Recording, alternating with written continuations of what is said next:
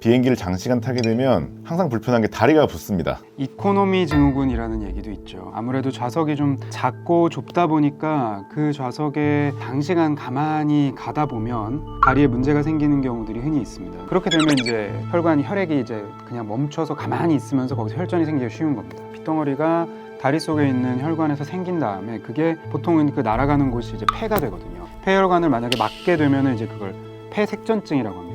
다리 혈관이 막히는 게 큰 문제가 된다라고 생각을 하시더라고요. 근데 사실은 폐혈관을 막으면서 심각한 사고가 날 수 있는 그런 상태가 될 수 있는 거죠. 진짜 급사할 수 있는 몇 안 되는 상황이에요.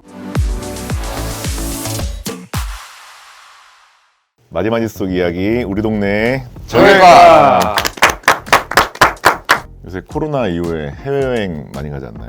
지금 저 원장님 해외여행 다녀와가지고 시차 때문에 지금 비행기를 장시간 탈 때 건강에 문제가 생길 수 있는 것들이 생각보다 많아요. 그런 것들을 좀 얘기를 해보려고 해요. 첫 번째로 이제 비행기를 장시간 타게 되면 항상 불편한 게 다리가 붓습니다. 다리가 퉁퉁 붓는다는 말 많이 들었죠. 부어? 다리가? 나는 다리가 좀 잘 붓는 편인데. 난 안 부어. 난 많이 붓더라고. 아니 그러니까 난 20대 때부터 부어가지고 한 3시간 넘어가면 거의 신발이 잘 안 신어질 정도로 많이 붓더라고. 진짜? 진짜 많이 부어. 엄청나게.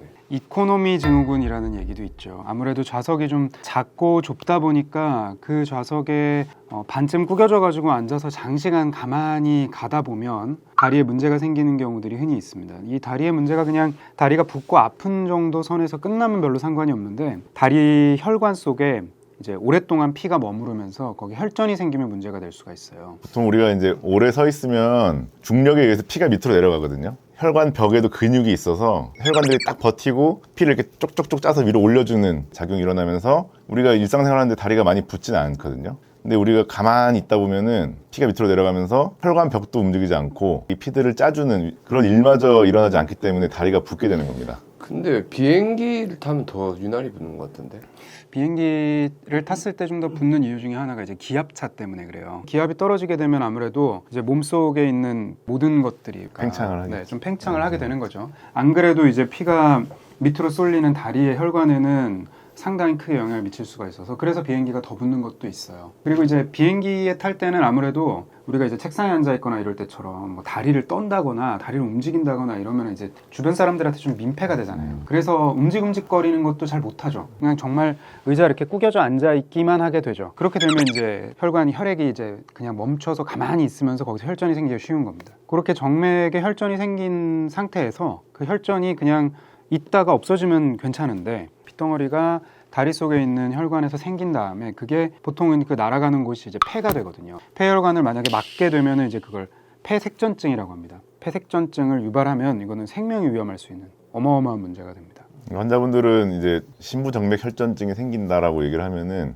다리 혈관이 막히는 게 큰 문제가 된다라고 생각을 하시더라고요. 근데 사실은 폐혈관을 막으면서 심각한 사고가 날 수 있는 그런 상태가 될 수 있는 거죠. 진짜 급사할 수 있는 몇 안 되는 상황이에요. 오죽하면은 이코노미 증후군이라는 이름이 그렇지. 따로 이름도 붙었겠어요. 붙어 있으니까. 구독.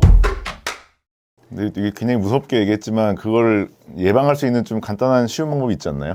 비행기를 장시간 오래 타야 되는 상황이고 내가 다리가 자주 붓는다 또는 뭐 내가 좀 지병이 있는 그런 사람이라고 하면은 자주 이렇게 일어나서 뒤에서 스트레칭도 하고 걸어 다니고 가만히 있을 때도 발목을 이렇게 움직여줘서 근육을 자꾸 짜서 움직여주는 거를 해줘야지 그런 게 생기는 거를 예방할 수 있겠죠. 이제 의사들이 일을 할 때도 많이 생기거든요. 그 인턴들한테 특히 생겨서 저는 인턴 증후군이라고 할 수도 있을 것 같은데 이제 교수님 수술을 인턴이 들어갑니다. 그래서 한 10시간 정도 수술을 하면 가만히 서 있어요. 다리 붓는다는 얘기 되게 많이 듣거든요. 다리가 너무 많이 붓는다. 그래서 너무 부어서 아프고. 그럴 때 이제 의사들이 흔히 하는 방법이 있습니다. 압박 스타킹을 신는 건데요. 그냥 일반 뭐 우리 그냥 여성분들이 쓰는 그런 스타킹 말고 의료용으로 나온 스타킹이 있어요. 비행기에서 똑같이 적용돼서 그런 거를 쓰면 다리가 붓기나 그거에 따른 여러 가지 부작용, 합병증들을 예방할 수 있지 않을까 생각합니다. 그래서 우리 수술하고 전시마취하거나 좀 오래 누워있는 환자들 보면은 다리에다가 스타킹을 씌우거든요. 또는 이제 근육을 자꾸 짜줘야 되니까 다리 이렇게 짰다 풀었다 해주는 그런 펌프 같은 걸 다리에 채워가지고 혈전이 생기지 않게. 근데 그 펌프를 뭐 비행기에 차고 있을 수는 없으니까 그러니까 움직이고 근육을 짜주고 그렇게 하는 게 비슷한 효과를 주는 거니까. 근데 또 요즘 문제가 있다고 해요. 이 기후변화 때문에 기상이 예전에 비해서 훨씬 불안정해졌다고 합니다. 한마디로 난기류가 많아졌대요. 그래서 예전에 비해서 비행기가 훨씬 더 많이 흔들린다고 합니다. 그래서 예전처럼 그렇게 막 자유롭게 돌아다니는 거를 가급적 자제하게 해요. 되도록 앉아 있으라고 하고 되도록 안전벨트를 매고 있으라고 하고 짧게 움직이고 난기류가 없는 것 같을 때는 잠깐 움직이고 자리에 앉아 있을 때는 안전벨트를 항상 하고 있고 요거를 계속 반복하는 수밖에 없을 것 같아요. 좋아요. 공 원장님은 비행기 탈 때 귀 자주 아프다 그러지 않았어요? 제일 사실 흔한 거는 기압차 때문에 생기는 이제 중이염이 이제 잘 생길 수가 있는데 항공 중이염이라고. 그러니까 원래 이게 비염이 좀 있는 사람이나 환절기 같은 때 이렇게 비행기를 자주 타거나 했을 때 그 고막이 기압차 때문에 이렇게 먹먹해지는 증상이 생기는데 그러다 보면은 코 안에 이제 코가 있거나 뭐 이러면은 그게 이관이라고 해서 사이로 이제 그게 들어갈 수가 있어요. 그래서 이제 중이염이 이제 생기는데 애들이 뭐 중이염이 잘 생기듯이 이제 비행기를 자주 타다가 뭐 비염이 있고 그러면은 중이염이 생기는데 진짜 실제로 제가 엄청 고생했거든요. 몇 주 동안 약 먹고 아예 귀가 안 들려가지고. 보통 우리가 귀가 막히면 이렇게 코 막고 흥 하잖아요. 비염이 있거나 이런 상황에서는 흥 하면 그 콧물이 귀 쪽으로 들어간다 하더라고요. 코가 많거나 비염이 있으면은 힘을 줄 때 그 구멍으로 이제 콧물이 쭉 들어가는 거죠. 그러면 이제 물이 차가지고 염증이 생기면 이제 귀가 안 들려요. 그럼 어떻게 해야 되나요? 사실 이관을 열어주는 걸 하면 되는데 그러니까 침을 자주 삼키기 위해서 껌을 씹거나 음료를 계속 마시거나 이게 이제 가장 일반적인 방법이죠. 근데 이 방법들은 이제 이관이 열려 있는 사람들한테나 효과적인 방법이고 이관이 닫혀 있는 분들은 고생하죠. 그래서 그거를 너무 심하면은 이제 비행기 타기 직전하고 타고 나서 내렸을 때 예방적으로 이제 약을 먹을 수 있거든요.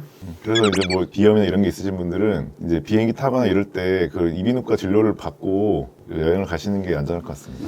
그리고 일부러 억지로 이렇게 힘을 주면 오히려 더 심해질 수 있으니까 그런 거는 최대한 자제를 해야 되고 코 풀고 이런 것도 되게 조심해야 될 수 있어요. 심한 분들은. 그 귀 때문에도 그렇지만 비행기를 탔을 때 특히나 이제 장시간 비행할 때는 뭘 많이 마셔 주셔야 돼요. 비행기를 탔을 때는 탈수가 되기가 굉장히 쉽거든요. 엄청 건조하죠. 네. 비행기. 비행기는 높은 고도로 올라가면 굉장히 춥다고요, 사실. 그래서 당연히 이제 굉장히 세게 히터를 틀게 되는 건데 당연히 내부가 엄청나게 건조해져요. 그래서 건조해지니까 이제 피부가 푸석푸석해지는 건 물론이고 몸의 수분도 뺏기니까 컨디션이 그것 때문에 그냥 또 떨어질 수 있거든요. 그래서 눈도 뻑뻑해지고 뭐. 그래서 이제 안구건조증 있는 분들은 인공 눈물 같은 거 준비하시는 것도 좋고요. 그리고 물도 많이 마시고 물 많이 마신 김에 화장실도 좀 자주 가고 그러면서 많이 걷고 이러면은 대체로 좀 생길 수 있는 건강 문제들을 예방할 수 있지 않을까. 알림 설정. 이제 비행기 탈 때 첫 번째 얘기했던 이 다리 붓거나 그에 관련된 이 심부정맥 혈전증 이런 것들 예방하기 위해서 이 압박 스타킹 하나씩 준비하는 것도 괜찮은 방법일 것 같습니다.